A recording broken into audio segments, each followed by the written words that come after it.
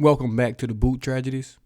And for this next episode of Versus, we've been doing off-season Versus. We had Alante Taylor versus Debo, things like that. Trevor Penning versus James Hurst. This next edition, it's going to be short. It's going to be quick because I think it's going to be a very, very simple answer. But I do think there is some, maybe discrepancies or maybe some things that can change the outcome of this. And this is the quarterback situation. Jameis Winston versus Jake Haener. And maybe versus Taysom Hill, but we know Taysom Hill is probably not going to be quarterback 2. So, who's going to be quarterback 2 to start the season? Let's just go on and say it's going to be Jameis Winston week 1. We all know this. Let's be honest. We all know this. Jameis Winston will be quarterback 2 week 1. But can that change and will that change? First, new NFL rule, the Saints will be allowed to carry an extra quarterback on the roster. That's going to be big for Jake Haener, big for his development and things like that. Let's just see the Saints up 40 points one game or down 40 points one game. You could just throw Jake Haener out there in a situation where he probably was never going to play this year. I said all offseason that, Jake Haener's probably going to get a red shirt year. He's probably not going to play at all, a single snap this season for the Saints. But with this new NFL rule, maybe things will change. If you don't know, the new NFL rule is that you can have an emergency quarterback on the roster and he does not count for an active roster spot that day, basically saying that, hey, usually teams carry 2 quarterbacks, and if they both get hurt, then you're screwed. But now Saints can carry 3 quarterbacks, including Taysom Hill, who doesn't really count as a quarterback. He'll be listed as, tight end or something like that, not the emergency guy. They'll be able to carry Jameis Winston, Derek Carr, and they'll be able to carry Jake Haener, who will be able to be dressed out and will be able to be, an emergency backup guy. I'm not sure of the specifics of, will they allow him to play if the Saints are down 40 just because he's an emergency guy, or will both guys actually have to be hurt for him to play? Now, obviously, there's ways around that, but I'm not sure the specifics on that. So, we'll have to see, dive more into that. But Jameis Winston did re-sign with the Saints on a 1-year deal, so he will be back with the Saints this season. Then we drafted Jake Haener in the 4th round. So basically, it's going to be a competition between those 2 guys to be the backup quarterback to Derek Carr. Obviously, Jameis Winston's going to have the upper hand, man. He's thrown for 30-plus touchdowns in this league, 5,000 yards in the season in this league. He's been a starter in this league, been a backup in this league, been through the ups and downs, basically knows everything that the NFL is going to throw at him. He's been through already. Lost his job, won a job, been hurt, played hurt. He's done all that. Jake Haener, hey, wet behind the ears, man. Hasn't played a single snap in the NFL, but a 4th-round pick. The Saints have hope for him to develop him, into something, and maybe one day he can be a starting quarterback in this league. But I think coming into day 1, not even I think, we all know that coming into day 1, Jameis Winston will be that starting quarterback. But, will Jake Haener win that job, late in the season? In my opinion, I think Jameis Winston's probably going to be the biggest name on the trade block when it comes to about week 7, week 8. Unfortunately, this is the NFL, and injuries happen. Injuries do happen. Maybe a quarterback gets hurt, and maybe, they want to bring in a guy. And the good thing about Jameis Winston is his contract's only 1 year. His contract's going to be 1 year, so a team won't be, scared to trade for him. Because if you trade for him, it doesn't work out. You trade for him for a rental, it's only 1 year. You're not tied to him for the next year and the next year and the next year or anything like that. So he'll definitely be a good trade target. Like, let's just say, I don't want to name any quarterback, getting hurt or anything like that. But if a quarterback gets hurt from a different team and say they're 10 or not 10, say they're 7-2, 7-1, but they're starting quarterbacks out for the season, and they back up, they don't really trust him. They're going to come calling for Jameis Winston, a guy that think, maybe, hey, we still can probably win a Super Bowl with him. We have a really good roster. We just need a guy that's going to, just keep the ship afloat. Maybe a team does that. And with Jameis Winston, he's shown that he can be a quarterback in this NFL. I'm sure he can be good. He's had his ups and downs, like I said. But as a backup quarterback, he's going to be one of the best in the business. And I think he'll be a hot commodity at the trade deadline. Now, obviously, if that happens, Jake Haener will become de facto quarterback number 2. And he'll be the backup. So, like I said, it's really not going to be a battle, man. I do think Jameis Winston will win that battle fairly easy if it becomes a battle or something like that. But, hey, if Jake Haener beats out Jameis Winston, that's going to only mean one thing for us. That means he's doing really, really well in training camp and mini camp. So I would not be mad at it. I'm not going to sit here and say I think it's going to happen. I think it's less than 1% chance that that'll happen. But if he does it, hey, great. That means he's balling. He's playing out of control. Jameis Winston is healthy now. He seems that, he's in a good space mentally after what happened last year. Obviously, we know he lost his job to Andy Dalton, a job that he thought he was getting back. Maybe him and Saints had some miscommunication, but obviously that's water under the bridge because he did re-sign with the Saints on a 1-year deal. I'm sure he had other offers to be out there as a backup. Maybe none as a starter this offseason, but I'm sure he had offers to be a backup somewhere. He chose to come back to the Saints, which actually helped the Saints in dead cap money. So he did right by the Saints, and man, hopefully the Saints do right by him if that time comes. If that time comes where he needs to get traded, maybe he gets traded to a contender. You never know. This is a business at the end of the day. So the Saints are gonna do what's best for them, and Jameis Winston feel like he did what's best for him this upcoming offseason. So I think both sides win in that situation, and we'll see. We'll see. And maybe even if, I don't want to put no voodoo on Derek Carr, but if the Saints had Derek Carr miss a couple games, Jameis Winston can easily fill into that role and play well as a starting quarterback for the Saints. So, man, I think it's going to be very, very interesting, this quarterback battle. Jake Haener is going to have to prove something for the Saints to let Jameis Winston go, in my opinion. I think they won't let him go, even if teams come knocking. If Jake Haener doesn't prove anything that he can be a backup quarterback in this league. Now, will he be able to prove that? Will he have time to prove that? Probably not. You only get a couple preseason games, and I'm sure he's not going to get any reps in the regular season. He's barely going to get reps at practice. Once the things start rolling in, once you start getting all the guys back, you're going to need Derek Carr getting his reps with MT, Olave, Shaid, Moreau, Juwan Johnson, guys he's never played with. When Kamara gets back out there, the new offensive line, they haven't been out there. So he's going to need time to deal with all that. Jameis Winston's probably going to get some of those reps as well. Jake Haener, it's probably not going to be a lot of reps for him this offseason. I mean, he's going to get reps. You're going to get reps as a quarterback, but a lot of reps when it comes to team things probably won't happen for him, so it's going to be definitely hard for him to prove that he can be a backup quarterback in this league year one, but we'll see what happens on that front. The best thing we can really hope for is if that Jake Haener actually pushes, Jameis Winston. Hopefully he just pushes Jameis Winston to have a good offseason, to have a good training camp, to have a good mini camp so that he can, be the best backup quarterback in the NFL. Maybe Jameis Winston needs to push Derek Carr. Obviously, he's not going to win a job from Derek Carr, but if Derek Carr's struggling one day and Jameis Winston comes in there and lights it up, maybe that lights a fire inside of Derek Carr, he picks it up and just get good competition. Jameis Winston, he already said he's preparing like the starter. Nothing changes with his preparation and things like that. And that's good to hear, man. You don't want to come in and just like, I'm the backup. I'm not going to play. I'm just going to kind of, be lackadaisical in my preparation and things like that. And that's where you get messed up. I remember, I think it was Michael Vick. He was with the Jets. Maybe I'm getting the team wrong. You can tell that he was not ready. I remember he went out there. Somebody got hurt. He was the backup quarterback. And he went out there and he looked like a lost puppy out there, man. It's like he didn't know the playbook. He know what reads to make. It just looked like he was not preparing the correct way. If I'm wrong about that, my fault, Michael Vick. But I'm pretty sure it was Michael Vick and the Jets. I could be wrong about that, but the point still stands, man. He was a backup quarterback. He came in the game, did not know what the hell was going on. I just remember watching that game. It was years ago, and don't want that to be the Jameis Winston. I just know it won't be him because he's a constant professional, even when things haven't gone his way. So I'm just interested to see this battle. I don't think it'll really be a battle. This is one I just wanted to do, man, just to basically highlight Jameis Winston, how good he'll be, and Jake Haener, man, he just needs to put pressure on him. At least make it, a pretend competition. Make it seem like it's a competition. It's going to be hard to beat a guy out that's been in this league that long and you haven't played a snap. But, hey, make it a competition. I'm also going to leave this Jameis Winston interview. I think it was a really, really good interview, really good insight from Jameis Winston after OTAs. During this time, but love hearing his perspective on the game and a couple concepts that he enjoys that he's bringing to us. But he's a fun-loving guy, man. He loves everybody around him, and I'm just happy to be his teammate. Is it a little different this year, like Matt? I mean, we kind of assume he's the starter. Is it different, like coming in, like knowing that you're probably the backup? Oh no, the preparation stays the same. I'm still preparing for whenever my opportunity does present itself, because I still believe I'm a starting quarterback in this league. But right now, my role is to serve Derek and be the best teammate I can with my role on this team. James, this is the first time we've had a chance to talk to you. To that end of wanting to be a starting quarterback in the league, what made this the right situation for you?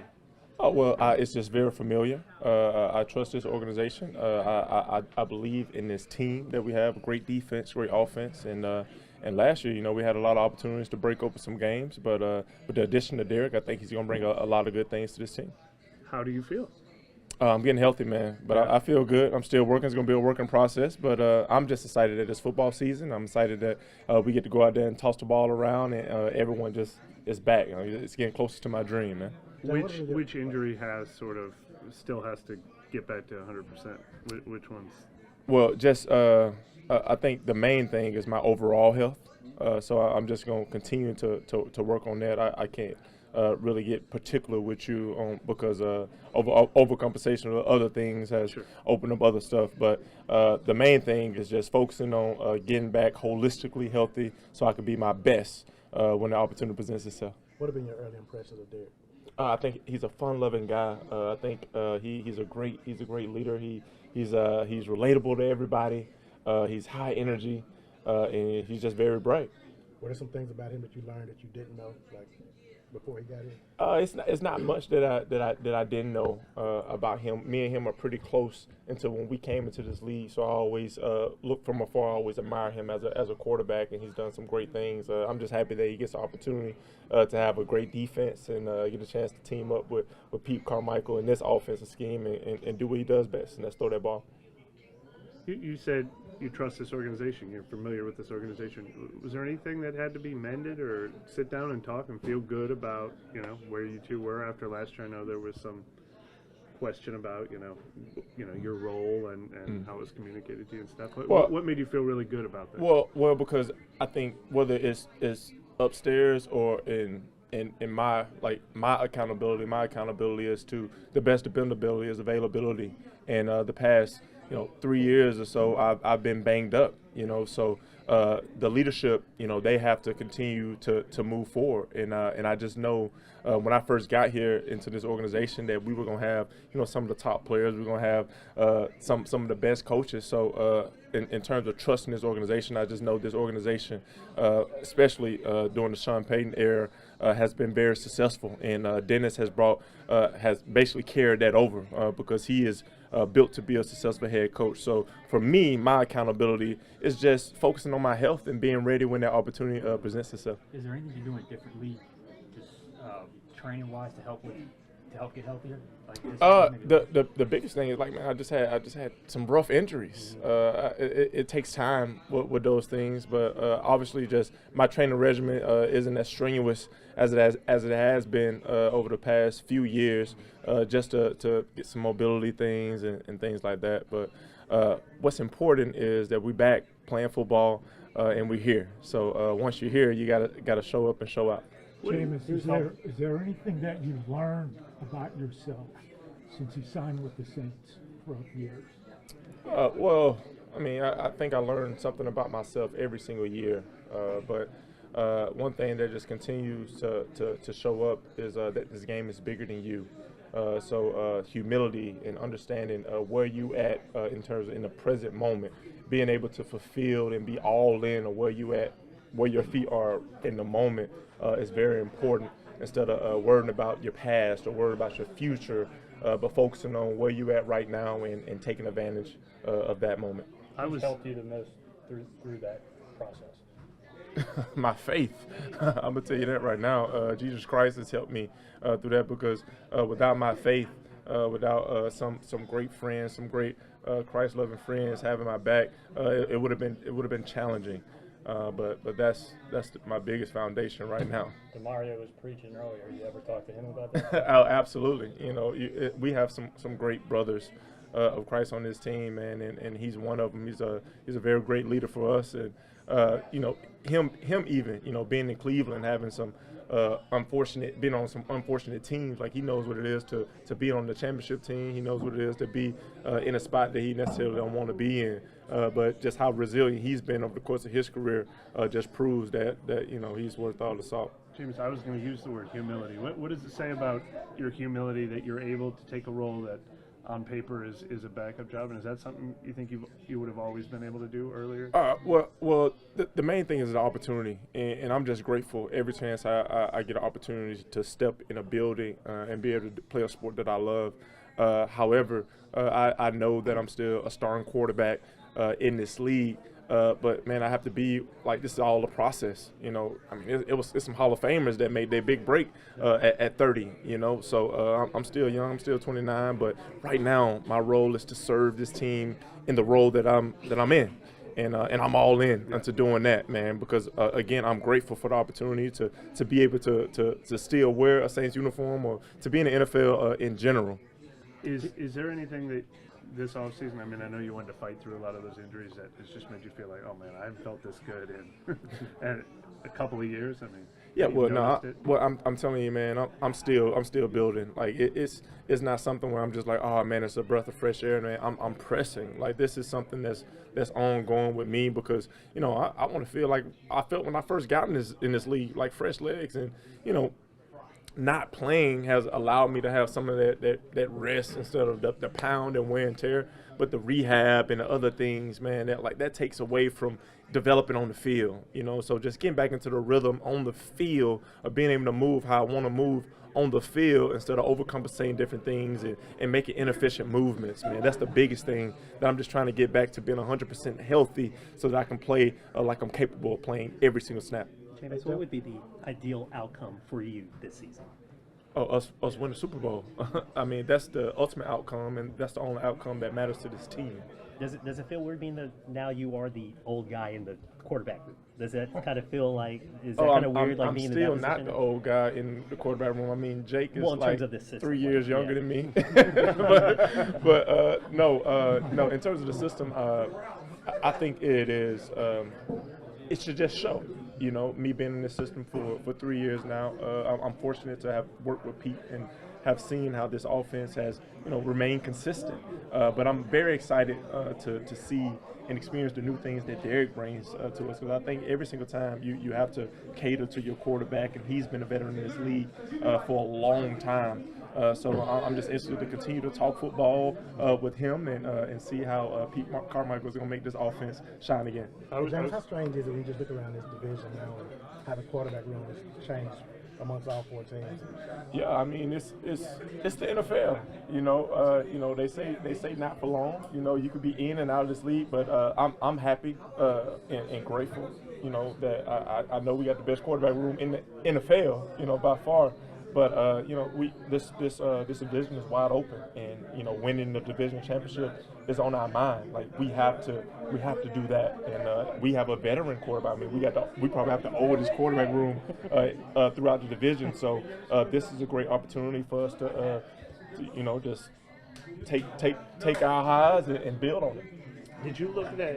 I was going to ask about that, and you mentioned some Hall of Famers took off at age 30. I mean, did you look at that tactically at the quarterback position? I know Geno Smith comes to mind, but just like you can be patient at this position and have time to not try to rush into where's my first chance to get on the field? Well, it's to each his own. Everyone has different journeys in this league, but it's challenging to be an NFL quarterback, and when you have the opportunity to be a starring NFL quarterback, you want to make the most of it. I just had some unfortunate injuries over the past 3 years, so this is where I'm at. Yeah. But this is not where I visualize being in the near future. But where I'm at right now is focusing on getting healthy. It's focusing on taking advantage of this opportunity that I have to serve Derek, to serve this team, and serve this organization the best that I can. Jameis, what was your impression from John Gruden's visit last week? Was he able to give you all any new perspective? Yeah, I just think anytime you get one of the greatest minds in NFL history to come in and spend some time with you, you just soak up everything that you can possibly soak up. And I just think his presence and his approach to the game is something that I really took in. He talked about that sit with me specifically is just about being a bobblehead quarterback. Not being able to say what you really like, being able to confirm what you really love about a concept or a certain play, and not just saying yes, I'm fine with it. And that's something that really resonated with me. I've never heard that term. Yeah, well, he probably has a lot of different terms, man. But I'm just grateful that he was able to come in here and share some of that information with us.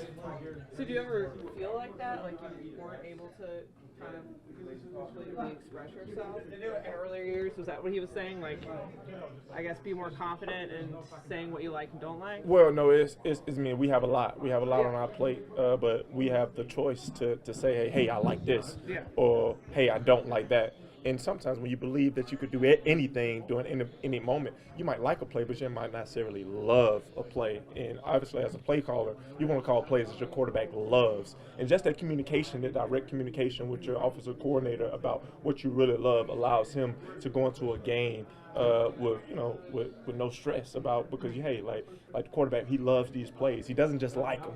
And when you can have that accountability with a play, you go out there and execute it better. Hey, thank y'all for tuning in once again, man. As always, this is the Boo Tragedies, and I'm out.